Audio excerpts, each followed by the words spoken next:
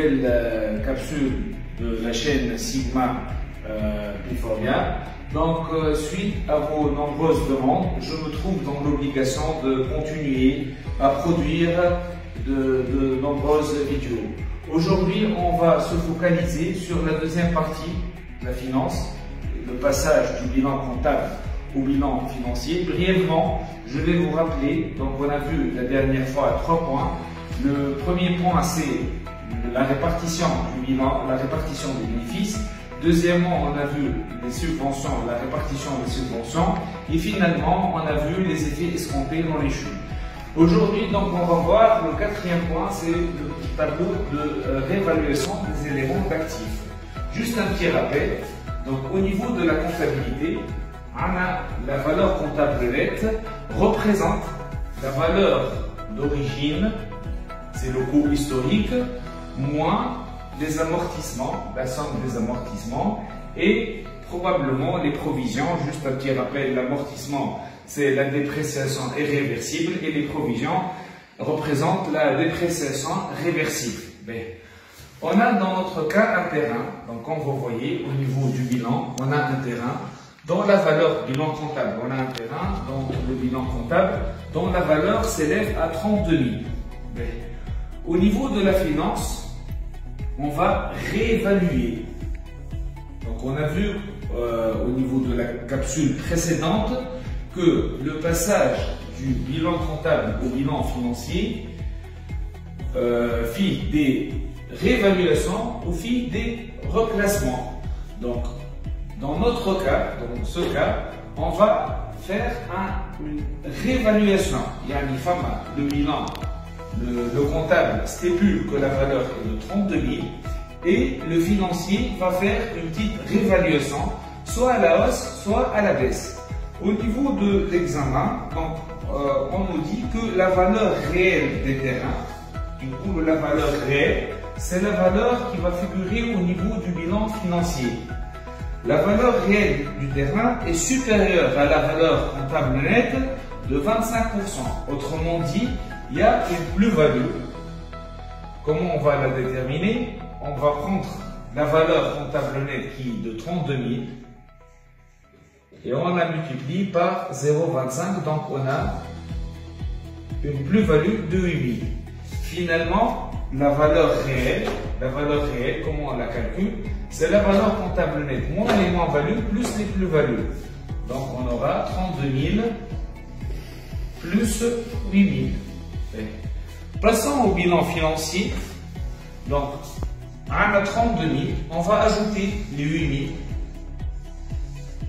Et il y a un compte, on l'appelle réserve spéciale de réévaluation, pour assurer l'équilibre.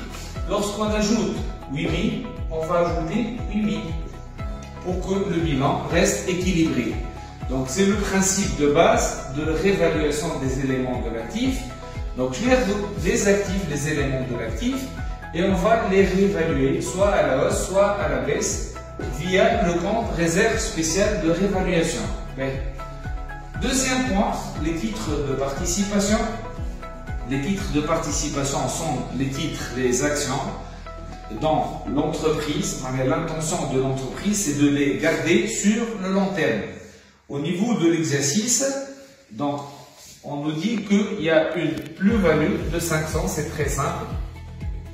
Donc, on va refaire la même chose. Donc, j'ai la réserve spéciale de réévaluation, on trouve 500. Il y a une méthode qui est plus simple. Comme le tableau, nous la somme des moins-values, la somme des plus-values, ou finalement c'est positif, ou la négatif, ou le résultat final. Juste dans un souci de simplification, donc je vais faire. Troisième point, on nous dit qu'il y a un client douteux. Un petit rappel, de comptabilité, il y a 3 types de clients. Il y a les clients ordinaires, les clients douteux ou les clients insolvables. Dans le cas de une créance d'un montant de 1000 dinars comptabilisé parmi les créances douteuses et complètement irrécouvrable. Autrement dit, Les 4500 présentés au niveau du bilan comptable, donc on y a les clients douteux, 4500. Donc on va supposer que il y a un premier client 3500 et un deuxième client 2000. Je vais en voir, on a 4500. J'ai un jour où on a le premier client, il est au 3500. Ni moins-value ni plus-value, donc la valeur est de 3500, il reste un client douteux. Par contre, le deuxième client est irrécouvrable, insolvable, la perte est certaine. La perte reste probable, il y a une perte certaine. Donc la valeur réelle au niveau du bilan financier est de 0. Donc, le bilan financier, je me rends au 4500 et on va retrancher les 1000. Et pour assurer l'équilibre, je dis où il fait une réserve spéciale de réévaluation, on rend au moins 1000. Donc, finalement, les autres actifs non courants, c'est ce qu'on appelle les actifs fictifs. Au niveau, une norme comptable. La norme comptable, c'est la norme des charges reportées. Faire 3 points. Faire les frais préliminaires sont les frais supportés lors de la constitution de la société. Les charges à répartir, ce sont les charges qui ont le caractère général. Les frais d'émission et primes de remboursement des obligations. Et donc les frais supportés lors de l'émission d'un emprunt obligataire. Donc, deux parties, les frais d'émission, la prime de remboursement. Donc, au niveau de la capsule suivante, on va s'attarder sur ce point-là, qui est un point très important. L'exercice, on a 2 points. On a juste des frais préliminaires, il y a 4000, ou les charges à répartir qui s'élèvent à 2000.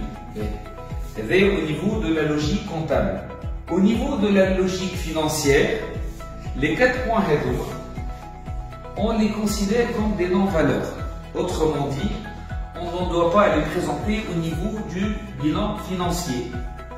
Je prends 0,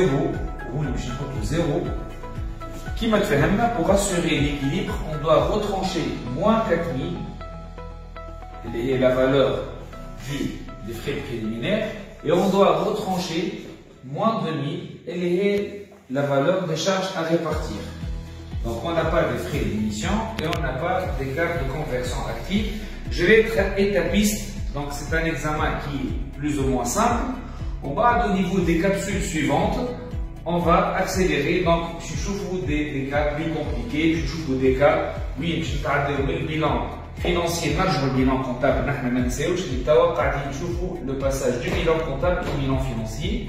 Donc on va corriger d'autres examens plus délicat. Mais finalement, troisième point, le stock, au niveau des stocks, 30% des stocks sont complètement périmés. La valeur comptable nette est 11 200, périmée, il y a une moins-value, 11 200 fois 0,3, donc on va trouver 3360. Et la valeur réelle, on 11 200 moins la moins-value, les 3360. Et on aura la valeur comptable nette qui s'élève à 7000, je crois, 840. Donc au niveau du bilan comptable, je on est stock, on retrouve la valeur réelle.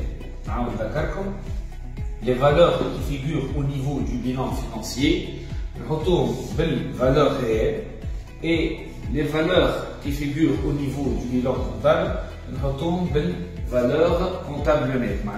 Le stock 11 200, normalement, c'est la valeur d'origine moins les provisions, ce qu'on appelle la valeur comptable nette. Donc là, c'est le tableau de réévaluation des éléments de l'actif. La valeur finale par les réserves spéciales. La réserve spéciale, c'est une partie, c'est une composante de la rubrique capitaux propres. Moi, je vais la capitaux propres, on a la situation nette réelle. Au niveau du jargon financier, c'est la situation nette réelle. Je vais faire le capital social, les subventions, une partie des subventions qui me chauffent les réserves et ainsi de suite. Je vais parler un deuxième point. Le point suivant, c'est le cinquième point, le crédit bail. Je m'explique. Le crédit bail, c'est un concept qui est très important.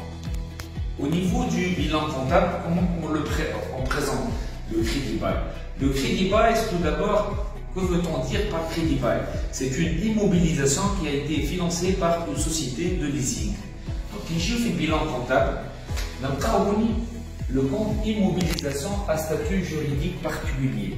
Allez, le remboursement, massage, ou la contrepartie crédit bail.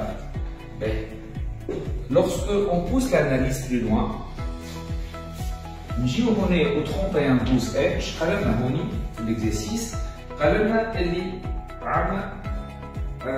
en décembre N, la société en décembre N, le 31/12/N, la société a conclu un contrat de leasing d'une valeur totale de 4500, immobilisation à statut juridique particulier. La société doit payer des redevances semestrielles. Donc chaque année, il y a 2 redevances. Le 36N+1, on va payer la première. La deuxième, c'est le 31/12N+2, et ainsi de suite. Au bas, jusqu'au 31/12N+5. La dernière redevance, c'est le 31/12N+5. C'est très simple. 2 redevances N+1, 2 redevances N+2, et ainsi de suite. Donc le nombre de redevances, c'est 10. Et par conséquent, la valeur de chaque redevance, c'est 4500, la valeur d'origine sur 10, 450. Mais là, c'est un point très simple. Qu'est-ce qu'il faut faire? Au niveau de la finance, la critique qui a été adressée, c'est que, le crédit bail, la somme des redevances. Le problème qui se pose, c'est que les redevances qui vont être payées au cours de Canada, nous sommes au 31/12/N. Donc, les 2 redevances qui vont être payées au cours de l'année prochaine, au niveau de la comptabilité, parmi les dettes à long et moyen terme. Par contre, au niveau de la finance, on doit les reclasser. Qu'est-ce que ça veut dire, les reclasser? Les 2 redevances, 2 fois 450, ou je fais les dettes à court terme. Je crédit bail, tout simplement. Et ça s'appelle la technique de reclassement. Logiquement, j'ai un cadre à crédit bail. Je dois présenter l'axe et je dois déterminer le nombre de redevances qui ont été déjà payées, ou je trouve le nombre de redevances qui vont être à payer. Je rassemble les redevances à payer sur 2. Les redevances court terme, les redevances payables l'année prochaine, et les redevances payables sur le long terme. Les redevances qui vont être payées au cours de l'exercice prochain, on va les reclasser, les dettes à court terme, hors exploitation, puisque c'est une opération qui est liée au financement et non pas à l'exploitation. Et le reste, je passe les dettes à long et moyen terme. Comme vous voyez, c'est très simple. Donc, il n'y a rien de spécial. Bien. On va attaquer un nouveau point. Je chauffe les provisions. Bien. Un petit rappel. Les provisions, il y a plusieurs types de provisions. Il y a les provisions de l'actif, par exemple les provisions sur les stocks, les provisions sur les clients et ainsi de suite. Là, il n'y a pas de problème. On va s'attaquer aux provisions du passif. On les appelle les provisions pour risques et charges. Au niveau des provisions pour risques et charges, au niveau de la comptabilité, soit on les classe sur le long terme, soit on les classe sur le court terme, qui fait qu'on va les classer selon la date de réalisation. Un exemple très simple. Maintenant, on a un licenciement abusif, donc, qu'est-ce qui va se passer? Il y a un risque. La provision, c'est une perte latente. Il y a un risque de paiement d'une pénalité. Donc au niveau de la comptabilité, je trouve normalement, est-ce que ça va être ça, le paiement aura lieu au cours de l'exercice prochain, ou bien au-delà, donc c'est le long terme. Au niveau de la finance, il y a une nouvelle catégorie,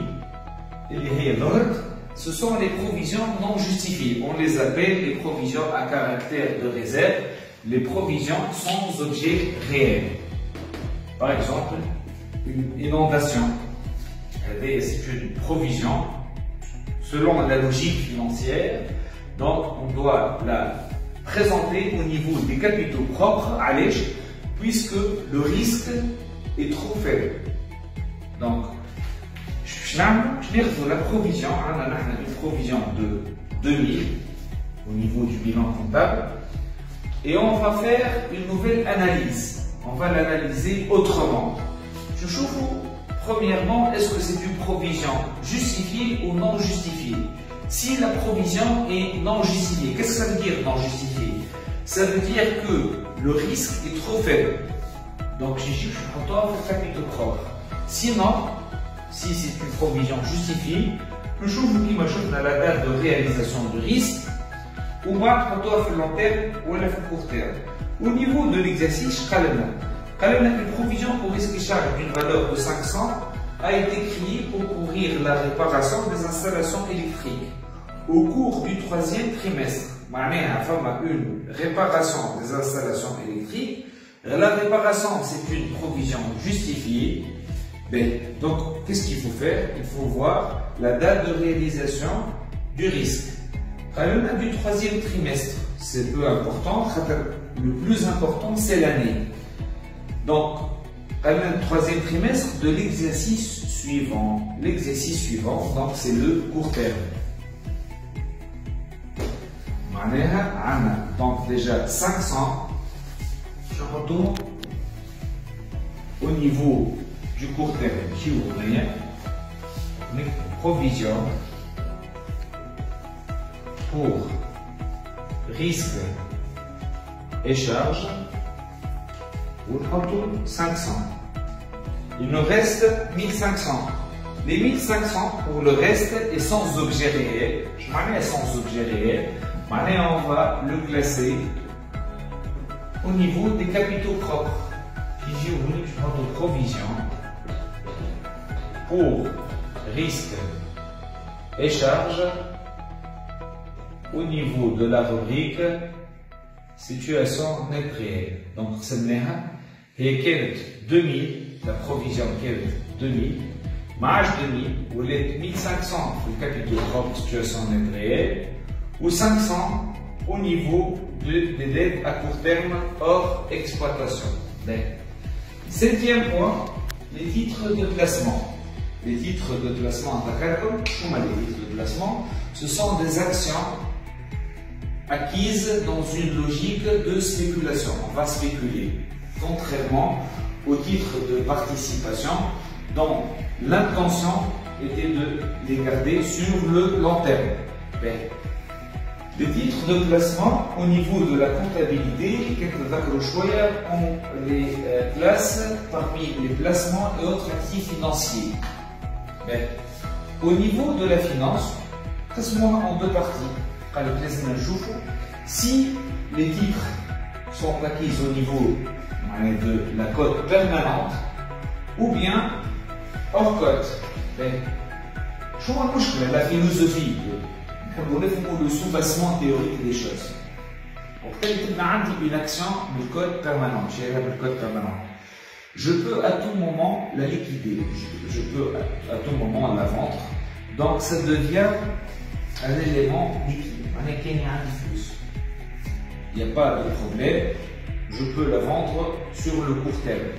Donc au niveau de la logique financière, les titres acquis le code permanente, donc on les considère comme des éléments négociables, facilement vendables, facilement transformables en liquidité.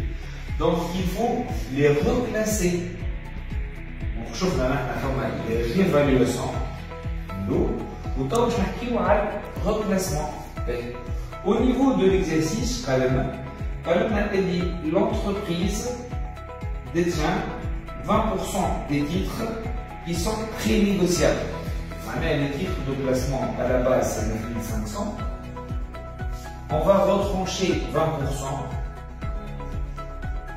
Je vais la partie liquidité équivalente liquidité, les valeurs disponibles. Donc ce sont des titres liquides. Et le reste, je fait une valeur réalisable hors exploitation. Donc je compte l'année 9500 fois 0,2. Et finalement, il y a des opérations blanches. Les opérations blanches, je vais faire un exemple. L'opération de 5. Donc, on parle sous forme de PDF, l'examen. Donc, au niveau de l'opération de 5, 50% des créditeurs d'hiver seront payés en mars de l'année N+1 et les autres 50% au mois de juin. Je m'en ai. Nous sommes au 31/12/N. Le 31/12/N jusqu'au 31/12/N+1, c'est le court terme. Les créditeurs, par exemple, une dette envers un avocat va envoyer par exemple une facture et on n'a pas précisé la modalité de règlement. Au niveau de la comptabilité, parmi les dettes à court terme, hors exploitation, cette dette n'est pas liée au cycle d'exploitation. Donc c'est une dette qui est liée, c'est une dette hors exploitation. Qui gêne au niveau de la finance, on a analysé cette dette, le prix est 50% phi N+1 et 50%, la deuxième moitié, c'est qui phi N+1. Donc on va chercher N+1. Donc c'est une opération blanche, rien n'a changé. Et finalement, l'opération 2/8, l'opération, un client qui doit à l'entreprise 4000 demande un report d'échéance. Demande. Donc c'est une opération qui n'a pas été confirmée, donc c'est une opération blanche, comme des mots-clés, beaucoup de demandes, le souhait, etc. Ce sont des mots-clés, donc rien ne va changer. Donc finalement, pour les autres éléments, les matériels souches, مثلا ناخذ exemple عندنا matériel d'outillage محطوط في الكونتابيليتي par exemple Bouilly. Donc on va garder la même valeur, les éléments et les matériels c'est très important. Je n'ai juste les éléments et les firment un changement. Les éléments et les massages firment un changement, donc on va les garder pour les mêmes valeurs. Donc par exemple, matériel d'outillage, capital social c'est 40 000 et ainsi de suite. Donc nous sommes à faire le cas, donc je vais vous montrer la correction au niveau de la capsule. La prochaine capsule, je vais vous faire 3 examens corrigés. Je vais vous dire l'examen et la partie suivante, on va entamer par la suite le chapitre suivant, il est aussi. On va analyser les états financiers et surtout on va se focaliser sur le tableau de flux.